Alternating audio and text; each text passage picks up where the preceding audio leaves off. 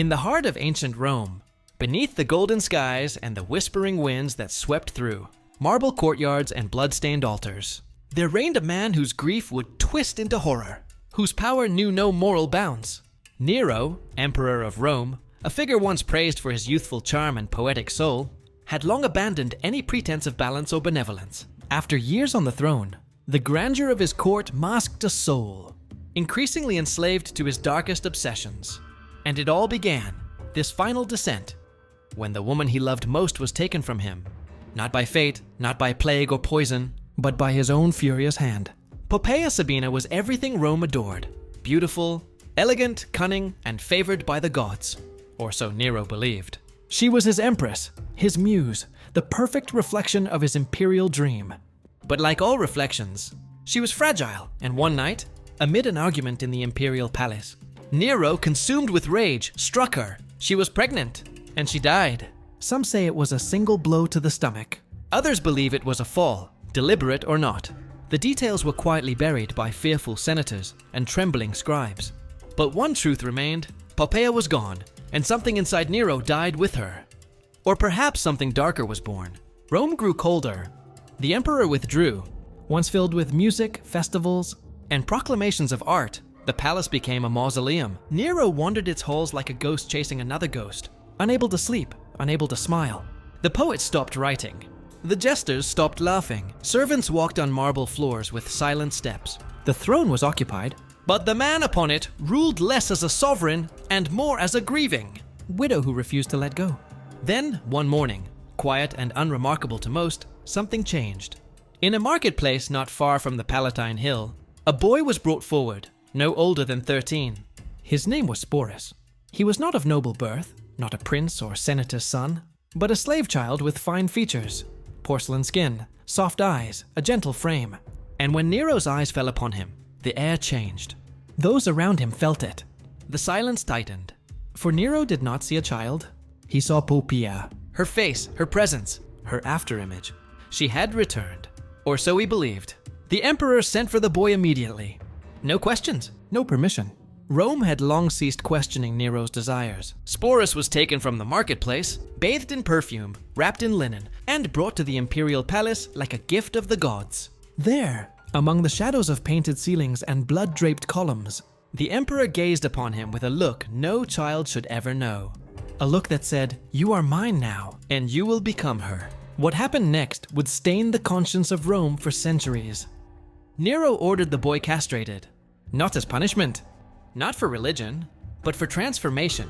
He was to become a living relic of Poppaea, a statue with breath, a ghost with flesh. The surgeons came in the night, and by dawn, Sporus was no longer what he had been. His screams echoed through corridors no one dared enter.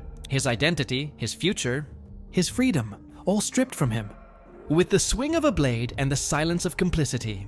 Then came the dressing. Silks, gold-trimmed robes, earrings, and anklets. The wardrobe of an empress, tailored now for a boy whose body was carved into a mold of madness. His hair was curled.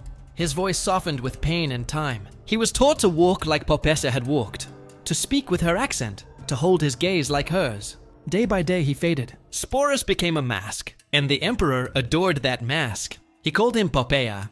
In court, before the Senate, before the people, he paraded the boy through Rome on a golden chariot, holding his hand, placing a veil upon his face.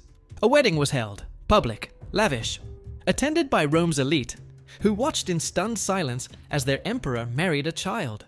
Not just a child, but a child forced into the shape of a memory. They bowed. They cheered. Because what else could they do? Fear had long since eclipsed virtue. Sporus, this boy, this stolen life, now lived behind veils and titles. He slept beside Nero, dined beside Nero, followed Nero to the theater, to the baths, to the temples. But he was never truly there. How could he be? He was not allowed to grow, not allowed to speak of himself, only of her. He was not treated as a person, but preserved as a relic, his every movement a tribute to the woman he was never meant to replace.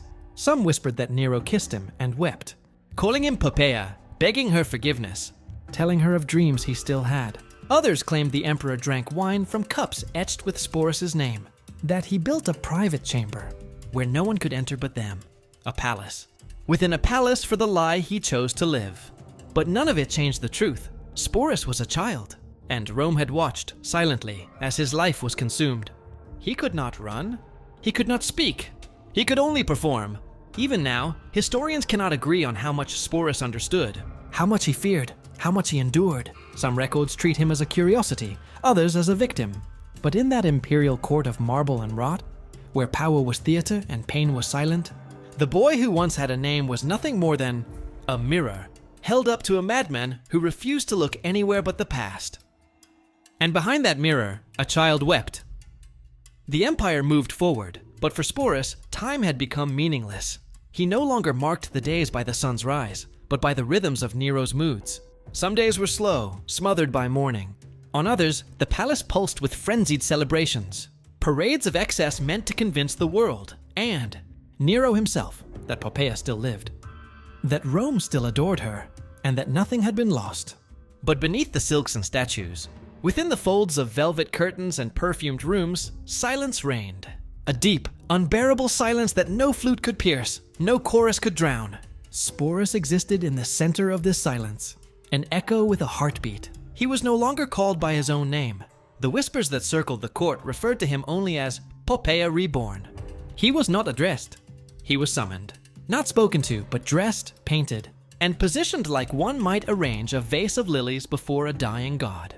In the eyes of Rome, he was both sacred and cursed, a reminder of the emperor's love and of his madness. Every evening, Nero would enter the chamber carved out for their solitude, a bathysma gilded cage hidden within the heart of the palace. It was a room unlike any other in the empire, draped in gold leaf and bathed in the scent of crushed roses. It held no court, no politics, no voices but theirs. There, Nero would speak for hours to Sporus, or rather, to the memory that lived inside him. He'd clutch the boy's hands trembling, and murmur tales of dreams he had. Dreams of a future where Poppaea never died, where they ruled hand in hand and bore a child, destined to shine brighter than Caesar himself. He would cry, sometimes softly, sometimes violently, and always afterward, he would fall into a hush so deep it felt like the world stopped breathing. Sporus never answered. He was not expected to. He had long since learned that silence pleased the emperor more than speech. To speak was to risk displeasing the fantasy, to fracture the illusion that kept Nero tethered to whatever sanity he had left. And so, the boy became a mirror, still reflective, unyielding. He smiled when smiled upon, wept when Nero wept, and stood frozen when touched by hands that mistook him for someone long dead. The court watched with eyes half lowered. Senators bowed to the charade. Priests offered blessings over a union that had no name in Roman law. Artists painted portraits of the emperor and his empress, capturing Sporus with Poppaea's likeness, soft eyes, demure posture, and always in shadow. Rome did not weep for him. Rome applauded. The empire had grown numb, but not all were blind. There were those among the court, scribes, healers, even musicians who saw the child for what he truly was, a prisoner dressed in myth. They passed glances between each other during ceremonies, subtle acknowledgments of shared guilt. Some left tokens of sympathy in doorways, a single fig, a string of ivy, a folded note bearing only the words, "I see you." But none dared act. Power suffocated courage. Rumors bloomed like wild poppies in the alleyways beyond the palace walls. Some said Sporus was a divine punishment, sent by the gods to drive Nero mad. Others believed he was a demon, possessing the emperor in the shape of his wife. The truth, as it often is, was simpler and more cruel. He was a child, and he was alone. Still, Nero's devotion deepened. He commissioned a new chamber, more lavish than the last, entirely devoted to Poppaea's memory. Within it, statues of ivory and pearl captured her likeness again and again, some modeled after her, others modeled after Sporus. The line between the two grew thinner with each passing day. Nero would walk the hall, caressing the faces of stone, whispering secrets, laughing with ghosts. He ordered musicians to compose songs in Poppaea's name, and forced Sporus to dance to them, each step rehearsed until perfect. Until he moved like her, floated like her, lived like her. One night, deep in the hush of the moonless palace, Nero stood before Sporus holding a mirror, not for himself, but for the boy. "Look," he whispered. "Do you see her? You are perfect now." Sporus looked, but he saw nothing. Not her, not himself, just the reflection of someone no longer whole. And yet there were no screams, no rebellion, no shattered mirror. Sporus had become what Nero needed him to be, a vessel for a fantasy too large to let die. And in doing so, he lost the ability to dream of anything else. As Rome celebrated feasts and conquests in the emperor's name, inside the golden heart of the palace, a boy sat silently beside the most powerful man on earth, wearing the jewels of an empress and the weight of a dead woman's name. The empire cheered, but in the corners of shadowed columns, the truth lingered, unspoken, unbearable. And so passed the days in the empire of silence.